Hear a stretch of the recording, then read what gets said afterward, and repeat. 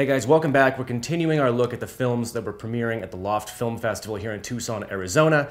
And Mickey and the Bear is the kind of film you expect to see when you seek out a film festival. Primarily, new types of films and new voices from filmmakers that otherwise may go unnoticed.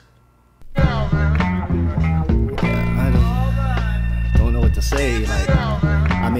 So Mickey and the Bear is the debut film of Anabelle Attanasio, whose father, as a side note, actually wrote Homicide: Life on the Street, one of my favorite TV shows of all time, as well as the scripts to Sphere, Donnie Brasco, and Quiz Show, which is a great movie. So obviously writing is in the family, and Anabelle Attanasio is making her debut here at about 26 years old in Mickey and the Bear. So that's not a low bar to try to meet. There's a lot of expectations about what she could pull off. And Mickey and the Bear is an interesting story that I think we've all seen some form of throughout the history of film. It's a story about a young woman named Mickey who's about to turn 18, about to become an adult, who's taking care of their single parent who isn't quite able to take care of themselves. In this case, because her father, the Bear, is a former Iraqi soldier. Well, he's an American soldier who served in Iraq, who has PTSD, who has a lot of substance abuse problems, and who has, resultingly, a lot of anger problems and a controlling personality type that borders on abusive. And although we've seen this kind of story before, this story definitely has a unique voice, a unique approach, and is one of the best tellings of this familiar story that I've seen.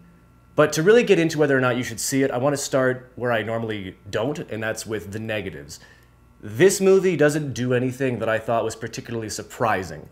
Whenever a character was introduced, I sort of knew what their arc would be, and I knew how their arc would relate to the main character, whose journey didn't seem particularly enigmatic or ambiguous. You sort of know the beats the second you sit down to see this movie. Normally, that would be a gigantic problem for a film. This telling, you know, there are some things that are familiar. The plot isn't necessarily something that you haven't seen before, but the ability for this story to feel so genuine, so personal, and in the sense of its characters feeling unique and three-dimensional, kind of save it from this obvious critique. A big part of that success comes from not just the screenwriting and the directing, but also the acting. Camilla Morrone, who's sort of a younger actress who's only been in 3 movies prior to this, is fantastic as Mickey. She shows a lot of heart, pain, and anguish, and really projects the kind of character that this movie is meant to portray.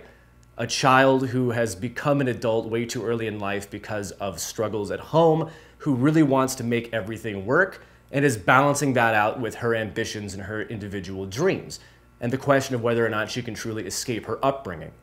Additionally, James Badge Dale, who's I don't like names that are general nouns. If you're a parent or a soon-to-be parent, please don't name your kid Badge or Blanket or something. It just doesn't seem right. James Badge Dale has been in a lot of movies in his career. He was also on 24 for a spell. And up until this point, I really wasn't that familiar with him as an actor. And it's part of what makes independent film so great is you get to see career actors getting the chance to have a lot more screen time, presence, and depth to their roles. And it really enables and empowers them to step out and create new and exciting characters because in many ways, they have nothing to lose. They are taking this opportunity and running with it. And Dale does a wonderful, wonderful job as Mickey's father or the Bear. It's a performance that is complex where it doesn't necessarily need to be. I think a lazier script and a lazier actor would just rely on the circumstances of certain scenes. If the character's drunk, just play it drunk. If they're incoherently angry, let them be angry.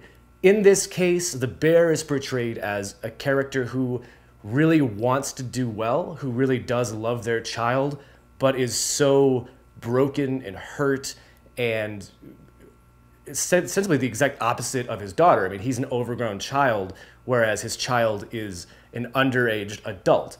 And that dimensionality and the strength of this performance is tragic and frustrating, and in that sense, takes a character who would normally be anxiety-inducing or frustrating, or you could really quickly get to a point where it's like, you know what, I've lost all sympathy for this character. That performance and the way that the character is scripted was something that kept me engaged in the film. I mean, the Bear is truly the crux of this film and what makes it work. Of course, for any film to work, you can't just have 2 amazing lead performances. You also need to have a good cast of characters around them. Ben Rosenfield plays Mickey's boyfriend, Aaron. What really stood out to me with my vague familiarity of his performances is that I've seen him play kind of timid, nerdy, shy characters, and in this he's playing sort of a toned down version of the bear, someone who really is just immature and abusive in a narcissistic way. So it was a different kind of performance that was enough for me to recognize what he was doing, and I think that context enabled me to enjoy his performance. However, that character to me was so two-dimensional that it suffered the fate I just said the bear may have in a lesser script. Calvin Demba is a younger actor who plays the foreign man who, moves to Montana where this film takes place and is at the same high school as Mickey, and almost immediately you hear from his accent and see in his eyes he's going to become the forbidden fruit love interest.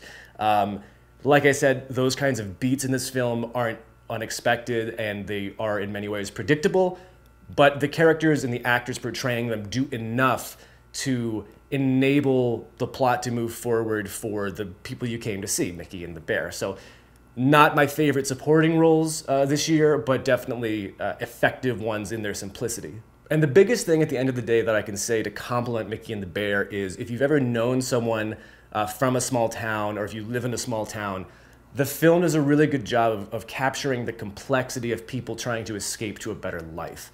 I think oftentimes in film, as I alluded to with the bear character, you can get to a point where you lose that empathy or that sympathy because characters should just pick up and go. They should take care of themselves. They should just take what seems to be the obvious decision, but life isn't always easy. Sometimes if you're feeling guilty about leaving people behind, sometimes if you're feeling selfish for looking after yourself, it's very difficult to pick up and move and take care of yourself first. And that is really what this story does better than most similar films or similar novels or stories that made it stand out to me. A lot of people were saying this is one of the best movies at the film festival. I don't think I'd go that far. This year we had some movies that I hated and some movies that I loved. Very few that were really in between there. Mickey and the Bear to me was something that in a few years I might rewatch. I know I enjoyed it, but again, I wasn't necessarily surprised by the route it took at various decision points. So if that story sounds good to you, if that kind of family drama sounds appealing, or if you just want to take a journey with a really interesting pair of characters who make you feel uncomfortable sometimes, who make you feel intimately involved in a very private relationship, and who at times make you very, very depressed in a way that just makes you want to reach in and help them both, this is a good example of those characteristics. The film is also coming out this week, I believe, in many regions across the United States, so this review should pretty much have told you everything you need to know as to whether it's for you or if it's not. And if you're anywhere in between and you're curious, go.